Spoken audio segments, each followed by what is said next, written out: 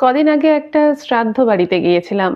সাধারণত কেউ মারা যাওয়ার পরে সেই বাড়িতেই চর্বচস্য খেয়ে আসাটা বড়ই দৃষ্টিকটু, কারণ মৃত্যু সতত কষ্টের। সেখানে আবার অনেকেই দেখি মাছের টেস্ট, মিষ্টির সাইজ নিয়ে বেশ সমালোচনা করেন। যাই হোক, সব রকম নিয়েই তো সমাজ। মুশকিলটা হলো, আপনি যদি মনে করেন শ্রাদ্ধ বাড়িতে যাবেন না, তখন আবার তারা খারাপ ভাববে, অনুপস্থিতির কারণ হিসেবে আপনার অহংকারকে দায়ী করবে। যাই হোক, তাই উপস্থিত থাকতে হয় অনেক ক্ষেত্রেই।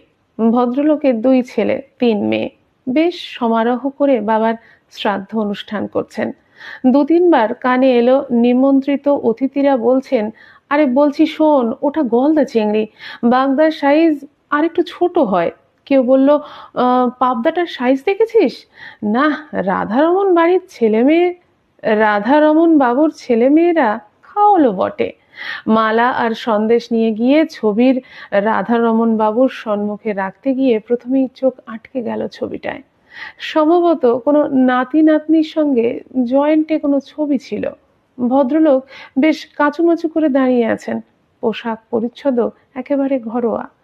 একটা স্যান্ডো গেঞ্জি আর একটা লুঙ্গি পরিহিত, তাও সাইডে দুজনকে কেটে বাদ দিয়ে ছবিটা অদ্ভুত হয়েছে একেবারে।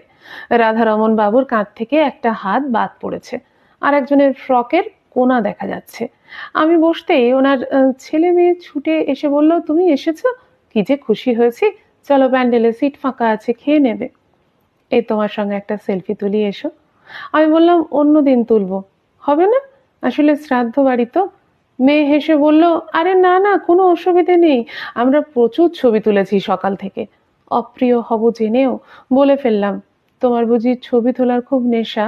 মেয়েটা হেসে বলল, হ্যাঁ, খুব নেশা। এই নিয়ে দাদা বৌদিরা আমায় খুব লেকপুল করে।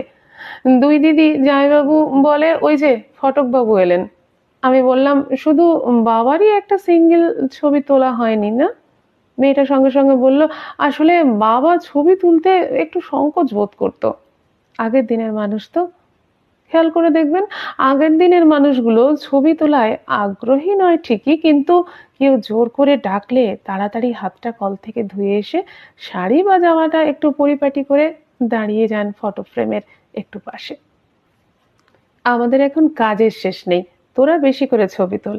কিন্তু যখনই তাদের হাত ধরে টেনে দাঁড় করানো হয়, তখন মুখে একটা অদ্ভুত সংকোচ মেশানো হাসি থাকে। এটা অজুহাত নয় কি?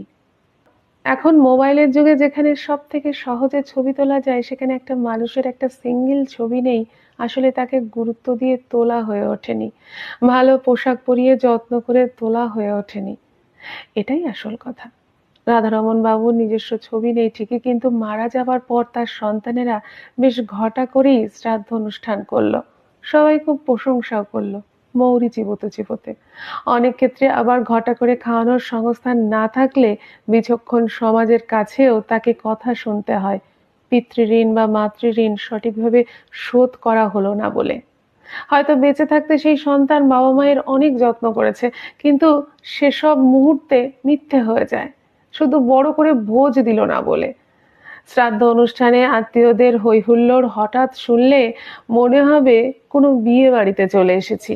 মুখে হাসি, গল্পের ফোয়ারা, বোঝাই মুশকিল ওটা শোকের বাড়ি।